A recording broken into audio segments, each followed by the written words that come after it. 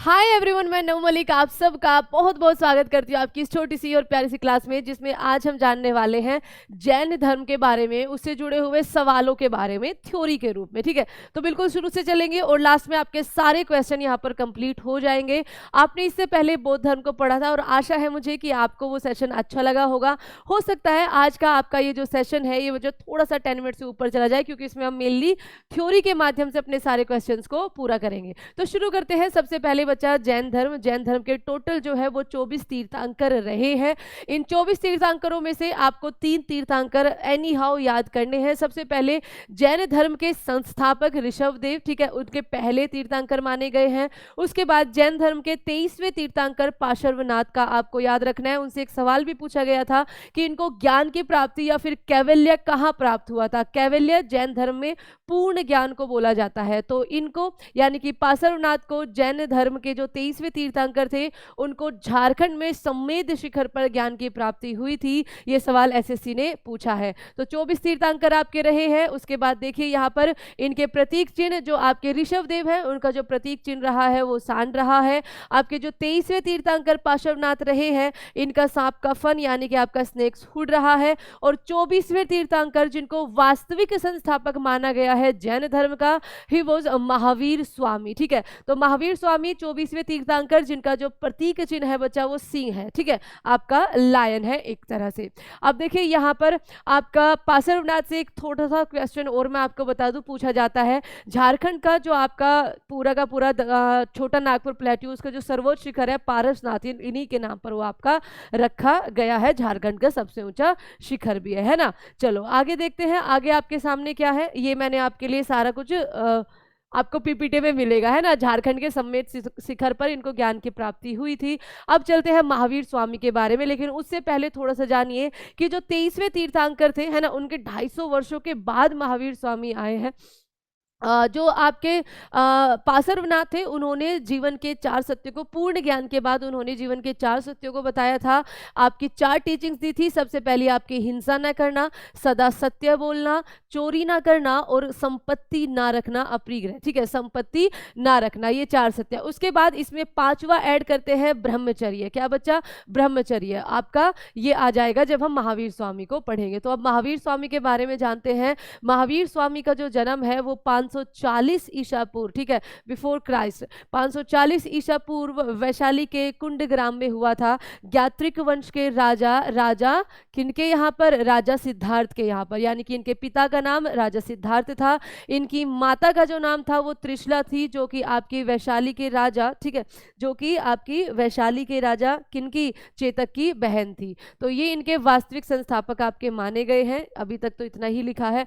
आगे देखिए, इनकी पिता का नाम सिद्धार्थ ज्ञात्रिक वंश के राजा, माता का नाम त्रिशला जो कि आपकी वैशाली के उस टाइम पे राजा चेतक की बहन थी। इनकी पत्नी का नाम या फिर उससे पहले इनके भाई का नाम नंदीवर्धन। ये बहुत इंपॉर्टेंट है, ये आएगा, सवाल पूछा गया है किनके कहने पर महावीर स्वामी ने घर छोड़ा था, तो यहीं पर इनका नाम आएगा। ठीक है, इनकी पत्नी का नाम यशोदा था, इनकी पुत्री का नाम प्रियदर्शनी था और इनके दामाद का नाम, ठीक है, इनका दामाद का नाम क्या था बच्चा? जमाली था। जमाली आपका क्वेश्चन क्यों जरूरी है याद रखना? क्योंकि इनके पहले शिष्य जो है वो इनके दामाद ही बनते हैं। आइए जानते हैं इनके आगे की कहानी। महावीर स्वामी जी के पिता कुंडग्राम के ज्ञात्रिक वंश के राजा थे, जो कि मैंने आपको अभी बताया। इनके बचपन का नाम वर्धमान था। 30 वर्ष की आयु में बच्चा इनके माता पिता की आज्ञा लेकर, एक तरह से कहिए अपने बड़े भाई नंदीवर्धन की आज्ञा लेकर ये आपका घर छोड़ देते हैं अपनी माता पिता की मृत्यु के बाद। ठीक है, अपने महावीर स्वामी 30 वर्ष की आयु में अपने भाई नंदीवर्धन की आज्ञा से घर छोड़ देते हैं और ये फिर ज्ञान की तलाश में आपका भटकते रहते हैं।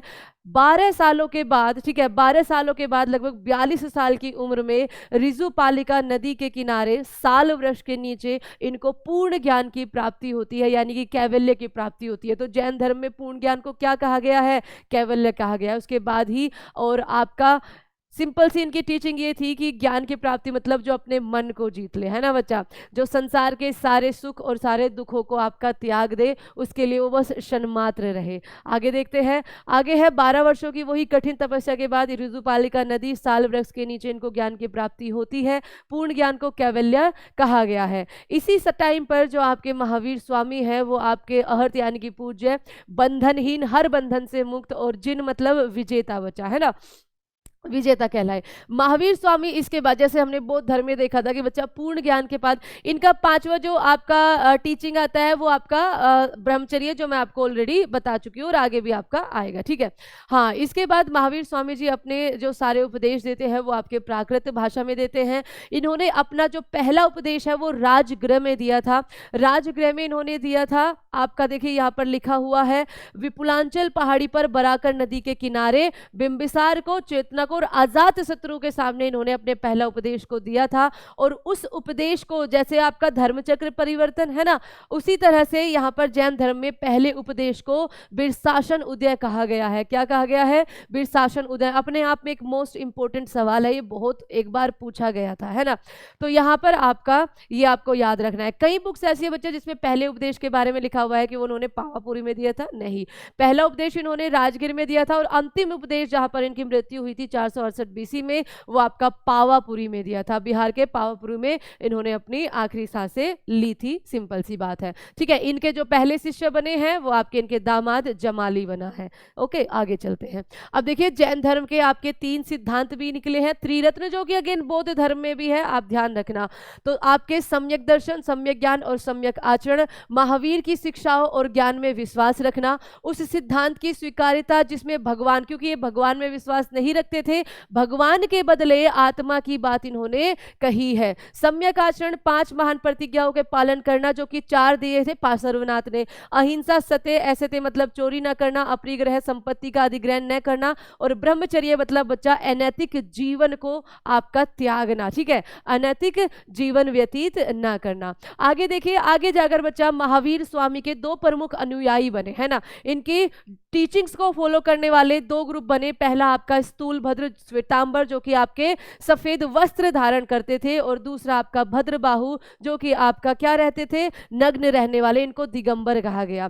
स्थूल भद्र आपका क्या यहाँ पर आपका बोला गया है, इनका एक फेमस अंतर ये है कि यहाँ पर आपका क्या महिलाओं को भी मोक्ष की प्राप्ति हो सकती है, सवाल पूछा गया है, लेकिन यहाँ पर दिगंबरों का मानना था कि महिलाओं को मोक्ष की प्राप्ति नहीं हो सकती है। व्हाइट वस्त्र धारण करते थे श्वेतांबर, और दिगंबर नग्न रहने वाले। उसके बाद बच्चा आप सबको पता है कि मौर्य शासन में आप सबको 12 साल का भीषण अकाल पड़ा, जिसके बाद जो आपके भद्रबाहु के अनुयायी है उनके साथ साउथ में, है ना, उनके साथ साउथ में चले जाते हैं, श्रावण बेला में चले जाते हैं। इन्हीं के साथ आपके चंद्रगुप्त मौर्य भी जाते हैं, जो वहां जाकर संलेखना विधि से, संलेखना होती है बच्चा जब आपका एक तरह से कहिए आपका जीवन में आपने सब कुछ पा लिया होता है, जो मोक्ष के प्राप्ति की ओर चलते हैं, तो आप लास्ट में क्या करते हो, आप खाना पीना छोड़ देते हो, है ना, और देह त्याग करते हो। तो इस विधि को जैन धर्म में संलेखना कहा गया है। सिंपल सी बात बस ये है, ठीक है। तो ये साउथ में चले गए थे, श्रावण बेला में बच्चा उन्होंने अपने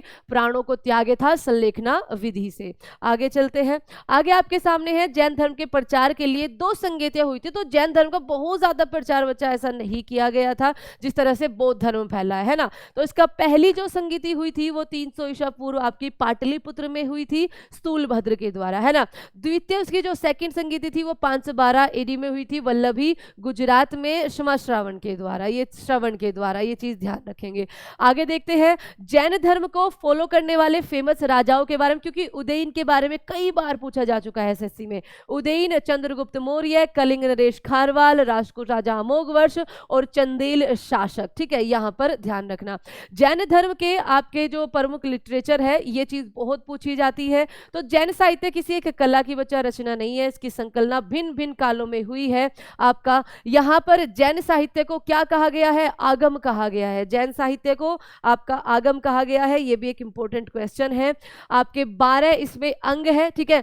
महावीर स्वामी जी के जो प्रत्यक्ष उपदेश है, जो गणधरों ने बच्चा आपका जिनका संकलन किया है, 12 अंग है, 12 उपांग है। आपके 10 मिसलेनियस यानी कि परकीर्ण है, 6 आपके छेद सूत्र है और 4 आपके मंगल सूत्र है। इनको याद रख लेना, कई बार आपका पूछ लिया जाता है और ये इंपॉर्टेंट है। जैन साहित्य को आगम कहा गया है। प्रमुख जैन मंदिर हमारे भारत में बहुत पूछा जाता है। एक तो बच्चा आपका गोमतेश्वर, ठीक है, दूसरा आपका दिलवाड़ा जैन मंदिर जो कि आबू पहाड़ी पर है, और एक खजुराहो वाला, है ना। तो एक बार देखते हैं प्रमुख जैन मंदिरों में आपका क्या क्या है। तो कर्नाटक का चामुंड शासकों द्वारा श्रावण बेला में, है ना, जहां पर आपके भद्रबाहु के साथ सारे के सारे जो उनको फॉलो कर रहे थे या उनके अनुयायी थे वो गए थे, है ना। में विशाल बाहुबली की मूर्ति, गोमतेश्वर की मूर्ति का निर्माण करवाया है। कहां पर? कर्नाटक में। सवाल ये भी पूछा गया था कि श्रावण बेला कहां पर है, तो बच्चा ध्यान रखना कर्नाटक में है।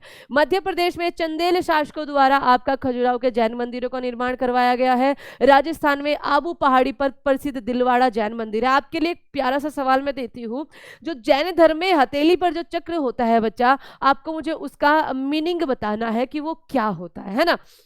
तो राजस्थान में माउंट आबू पहाड़ी पर आपका दिलवाड़ा जैन मंदिर है। जैन परंपरा के अनुसार कुछ प्रीवियस ईयर के क्वेश्चन देखते हैं। महावीर कौन से तीर्थंकर थे? मैम ये 24वें तीर्थंकर थे। आगे आगे आपके सामने है जैन धर्म में पूर्ण ज्ञान। क्या आपको इसका सवाल का जवाब मिला इस थ्योरी में? यस मैम मिला है। आपका क्या कहा गया है? आपका केवल्य कहा गया है। उसके अलावा आपके जैन साहित्य को क्या कहा गया है? आगम कहा गया है। भारत के किस भाग में जैन धर्म का दिलवाड़ा आपका मंदिर मिलेगा? ये माउंट आबू पर मिलेगा, डी ऑप्शन आपका।